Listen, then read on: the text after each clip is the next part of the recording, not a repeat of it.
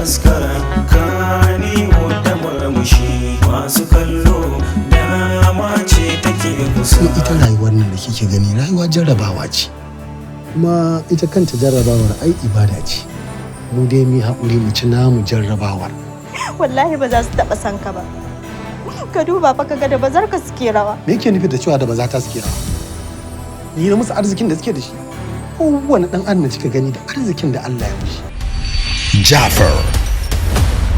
Dan bani shi mu je ya 20. Mahaifiyar nan baya so ana zuwa yawo da shi. Bare ma sun taba yaron amma ni ba ka so in taba shi ni da dan uwana. Kafin babu ku zo unguwan nan ba iyayenmu ne suka rike shi ba a gidan mai wasan kasa.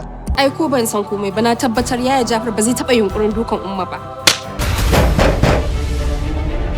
Ko rabon gado aka tashi a gidan nan wallahi baka isa ka mallaki nan bangaren ba. Ku kuka tsaye da gidan nan ba inda zan koma. Hajiya gida dole a sai da gida. Dan kina kar ku kashe